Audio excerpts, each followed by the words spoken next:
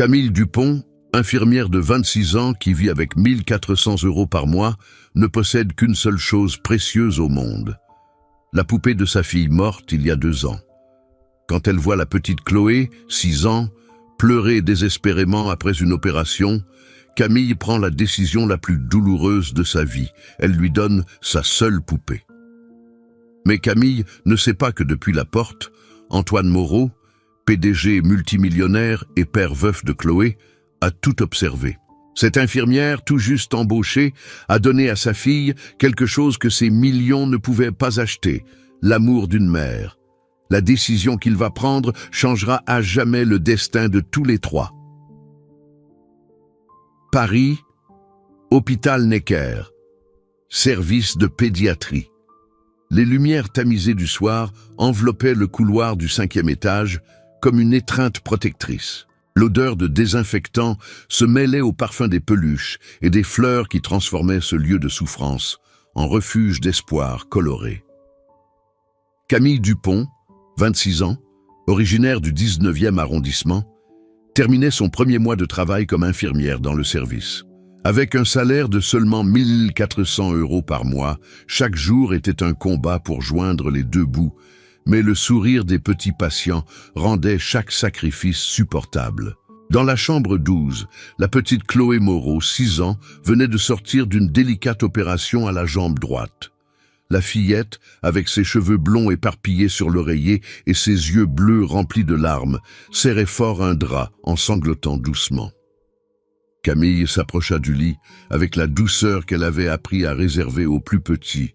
Elle savait par le dossier médical que Chloé avait perdu sa mère dans un accident de voiture 6 mois plus tôt et que le père, toujours occupé par le travail, confiait souvent la fillette aux soins de nounous et grands-parents. Le cœur de Camille se brisa en voyant ses yeux bleus remplis de la même solitude qu'elle avait ressentie 2 ans auparavant, quand elle avait perdu sa petite Léa, morte à seulement 4 ans d'une maladie rare. Depuis, Camille portait toujours avec elle la seule chose qui lui restait de sa fille, une petite poupée de chiffon aux cheveux roux, faite main par sa mère quand Léa était née. La poupée était usée, avait perdu quelques boutons et sa petite robe était délavée. Mais pour Camille, c'était le trésor le plus précieux au monde. C'était tout ce qui lui restait de sa petite étoile. Voyant Chloé trembler de peur et de douleur, Camille prit la décision la plus difficile de sa vie. Elle ouvrit délicatement son sac et sortit la poupée, la plaçant entre les bras de Chloé de ses mains tremblantes. Chloé arrêta de pleurer et regarda avec curiosité cette petite poupée aux cheveux roux. Elle serra la poupée contre sa poitrine et pour la première fois depuis l'opération, elle sourit. Camille lui expliqua que Petite Étoile était magique, qu'elle avait le pouvoir de chasser la peur et qu'elle avait appartenu à sa petite fille, devenue maintenant une étoile dans le ciel. Ce que Camille ne savait pas, c'est que depuis la porte entrebâillée, une silhouette élégante en costume sombre avait assisté à toute la scène. Antoine Moreau, 38 ans, PDG de Moreau Holdings, empire financier de 3 milliards d'euros, était resté paralysé sur le seuil. Il était venu à l'hôpital directement d'une réunion importante, comme toujours en retard, comme toujours le téléphone à la main et l'esprit déjà projeté vers le prochain rendez-vous. Mais voir cette jeune infirmière donner ce qui était visiblement son bien le plus précieux à sa fille l'avait frappé comme la foudre. Antoine avait tout. Maison, yacht, voiture de luxe, compte en banque que la plupart des gens ne pouvaient même pas imaginer. Mais il n'avait jamais réussi à donner à Chloé ce que cet inconnu venait de lui offrir, la chaleur d'un amour maternel. En regardant sa fille enfin apaisée, serrant cette poupée usée, Antoine comprit avec une douleur lancinante à quel point il avait été un père absent. Tous les jouets coûteux, toutes les babysitters de luxe, toutes les écoles privées n'avaient pas réussi à donner à Chloé ce qu'elle avait trouvé dans ce simple geste d'amour. Antoine s'éloigna en silence, mais il avait déjà pris une décision qui allait tout changer. Le lendemain, Antoine se présenta à l'hôpital sous un prétexte médical, mais en réalité pour en savoir plus sur cette infirmière qui avait accompli le miracle qu'il n'avait pas réussi à réaliser en 6 années de paternité. Il s'informa discrètement auprès du chef de service et découvrit l'histoire de Camille Dupont. Jeune veuve, elle avait perdu sa fille Léa 2 ans plus tôt d'une leucémie foudroyante. Depuis, elle travaillait sans relâche, faisant des doubles gardes et des emplois supplémentaires pour se payer ses études de spécialisation en pédiatrie. Le médecin-chef lui raconta que Camille était la meilleure du service, adorée des enfants et dotée d'un talent naturel pour les soigner. Malheureusement, son contrat n'était que temporaire et il ne savait pas s'il parviendrait à le renouveler à cause des restrictions budgétaires dans la santé publique. Antoine sentit son sang se glacer. Cet ange qui avait sauvé sa fille risquait de perdre son travail pour des questions bureaucratiques. Quand il entra dans la chambre de Chloé, il la trouva jouant joyeusement avec Petite Étoile, lui racontant des histoires inventées. La fillette n'avait plus pleuré depuis la veille, et son humeur avait complètement changé. Chloé lui expliqua avec enthousiasme que Petite Étoile était magique et que Camille était la meilleure infirmière du monde. Antoine contempla cette poupée usée qui avait transformé sa fille et ressentit une émotion qu'il n'éprouvait plus depuis des années. À ce moment, Camille entra pour le contrôle des médicaments. Quand elle vit Antoine, elle se raidit légèrement, comme cela arrivait toujours quand elle rencontrait les parents fortunés de ses petits patients. Antoine la remercia pour ce qu'elle avait fait, soulignant que son geste dépassait largement le travail. Camille, gênée, répondit qu'elle n'avait rien fait de spécial.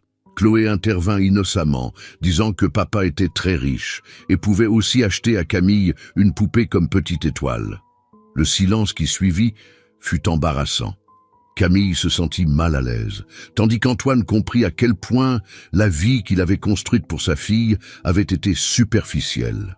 Il lui expliqua qu'il y avait des choses qu'on ne pouvait pas acheter, et ce que Camille avait donné en faisait partie. Camille le regarda surprise, ne s'attendant pas à une réponse si profonde d'un homme qu'elle croyait uniquement intéressé par l'argent. Antoine lui dit qu'il pourrait peut-être faire quelque chose pour rendre son geste, non pas pour la poupée, mais pour ce qu'elle représentait. Dans les jours qui suivirent, Antoine commença à fréquenter l'hôpital quotidiennement. Pour la première fois de la vie de Chloé, son père ne manquait jamais un jour, arrivait à l'heure et restait des heures. La fillette rayonnait de bonheur. Mais Antoine ne venait pas seulement pour Chloé.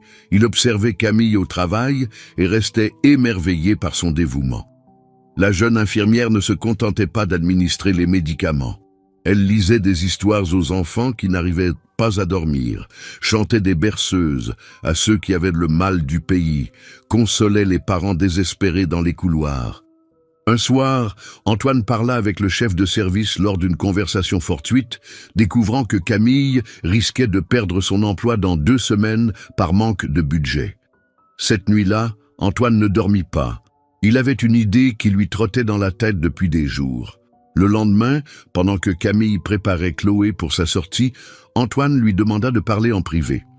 Il lui révéla qu'il savait que son contrat allait expirer et lui fit une proposition qui la laissa sans voix. Antoine voulait que Camille vienne travailler pour lui, mais pas comme infirmière privée pour Chloé. Il voulait financer tout un service pédiatrique qui s'appellerait Petite Étoile, en l'honneur de la poupée qui avait changé la vie de sa fille, et il voulait que ce soit Camille qui le dirige. Camille le regarda incrédule, pensant qu'il plaisantait. Antoine lui expliqua qu'il ne plaisantait jamais quand il s'agissait de sa fille. Camille avait fait pour Chloé ce qu'il n'avait jamais réussi à faire, lui donner l'amour d'une mère. Maintenant, il voulait qu'elle fasse la même chose pour d'autres enfants. Tu aimes cette histoire, ma quoi? Laisse un petit like et abonne-toi à la chaîne. Maintenant, reprenons la vidéo. Camille, les yeux remplis de larmes, ne savait pas quoi dire. Antoine la supplia d'accepter, lui expliquant qu'il ne le faisait pas par charité, mais parce qu'il avait compris qu'elle était la seule personne au monde qui pouvait apprendre à sa fille ce que signifiait être vraiment aimée. Camille regarda à travers la vitre de la chambre où Chloé jouait joyeusement avec Petite Étoile et demanda ce qui arriverait à la fillette. Antoine lui répondit que Chloé avait besoin d'elle plus qu'elle n'avait jamais eu besoin de lui. Camille comprit que ce n'était pas seulement une offre d'emploi, mais la possibilité de devenir la mère que Chloé avait perdue et qu'elle ne pouvait plus être pour Léa. Elle accepta, mais à une condition, qu'Antoine apprenne à être le père que Chloé méritait, parce que l'argent ne suffisait pas, il fallait du cœur. Antoine sourit pour la première fois depuis des mois, lui demandant de lui apprendre comment faire. 6 mois plus tard, le service Petite Étoile fut inauguré à l'hôpital Necker, avec une cérémonie qui fit les gros titres dans toute la France. Camille avait transformé ses couloirs en un lieu magique.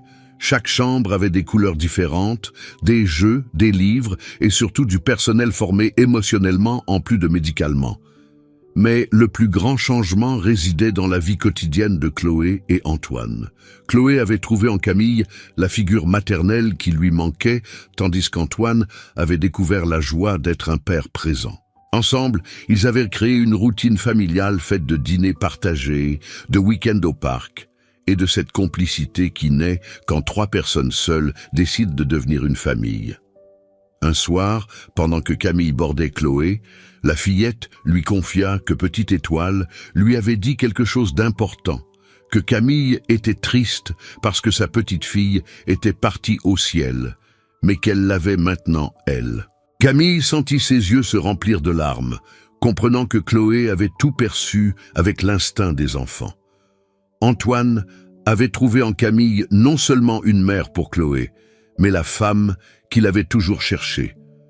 Camille était intelligente, courageuse, pleine d'une force douce née de la douleur transformée en amour. Ce même soir, sur la terrasse de leur nouvelle maison, Antoine réfléchit à la façon dont le destin unit parfois les gens de manières inattendues. Peut-être que Léa avait envoyé cette poupée à Chloé précisément parce qu'elle savait qu'ils avaient besoin l'un de l'autre. Camille sourit, pensant que c'était peut-être simplement le destin que 3 cœurs brisés se réparent ensemble. Antoine prit ses mains dans les siennes et lui fit la proposition qu'il avait en tête depuis des semaines. Il voulait l'épouser non pas parce que Chloé avait besoin d'une mère, mais parce qu'il avait besoin d'elle, parce qu'il l'aimait. Ils s'embrassèrent sous les étoiles de Paris, tandis que de la fenêtre, on pouvait voir Chloé dormir en serrant Petite Étoile, la poupée magique qui avait uni 3 vies et créé une famille. 1 an après le mariage, la famille Moreau-Dupont était devenue un modèle de bonheur. Camille avait officiellement adopté Chloé, qui l'appelait maintenant fièrement « Maman Camille ». Le service Petite Étoile était célèbre dans toute l'Europe, mais le vrai miracle se produisait chaque jour dans cette famille. Antoine avait découvert la joie d'être un père présent. Ses journées étaient rythmées par les devoirs de Chloé, les spectacles scolaires, les courses au parc. Il avait appris à faire des tresses, à cuisiner des crêpes, à lire des histoires du soir avec les voix des personnages. Camille avait retrouvé la maternité de façon inattendue mais parfaite. Chloé avait comblé le vide laissé par Léa, non pas en la remplaçant, mais en ajoutant un nouveau type d'amour. Chaque soir, en bordant Chloé, Camille sentait que Léa approuvait du ciel la famille qu'elle avait contribué à créer. Un soir, en jouant avec Petite Étoile, Chloé dit à Camille qu'elle devait écrire une rédaction sur la famille pour l'école. Elle lui raconta qu'elle écrirait avoir la famille la plus spéciale du monde, un papa qui avait appris à aimer, une maman arrivée du ciel et une petite sœur invisible qui la protégeait à travers Petite Étoile. Camille sentit son cœur exploser de joie en voyant que Chloé considérait Léa comme faisant partie de leur famille élargie. Puis, avec la sagesse des enfants, Chloé ajouta que Petite Étoile lui avait dit qu'elle aurait bientôt aussi un vrai petit frère ou une vraie petite sœur. Camille rougit. Cela faisait 1 semaine qu'elle avait découvert qu'elle était enceinte, mais elle n'avait pas encore trouvé le courage de le dire à Antoine. Ce soir-là, elle le lui dit, et l'homme qui mesurait autrefois le succès en millions d'euros pleura de joie à cette nouvelle. Chloé, quand elle apprit la grossesse, dit qu'elle espérait que ce serait une fille pour pouvoir lui prêter Petite Étoile quand elle aurait peur. 9 mois plus tard naquit Léa Camille Moreau, une petite fille aux cheveux roux comme ceux de Petite Étoile. Chloé fut la première à la prendre dans ses bras et lui murmura qu'elle avait maintenant une vraie petite sœur et que Petite Étoile pouvait se reposer.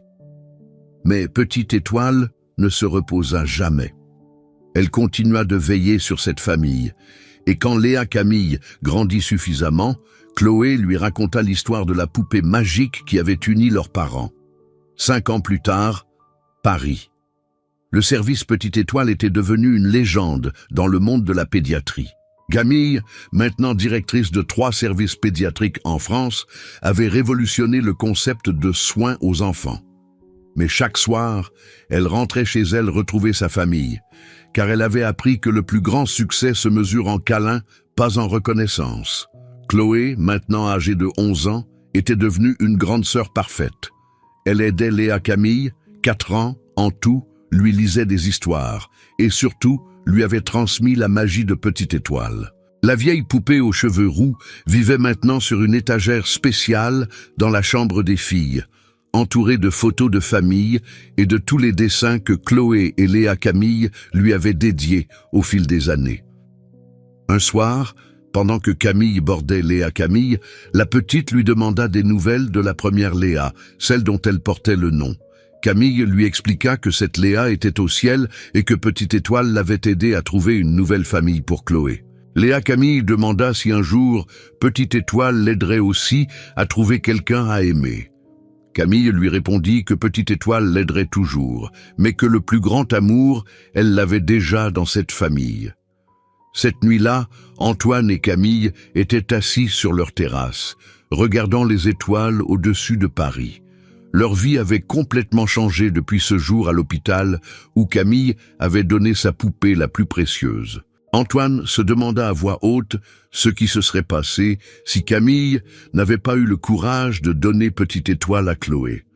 Camille répondit qu'il ne le saurait jamais, mais qu'elle était sûre que Léa l'avait guidée à ce moment-là, sachant que Chloé avait besoin de Petite Étoile et qu'elle avait besoin d'eux.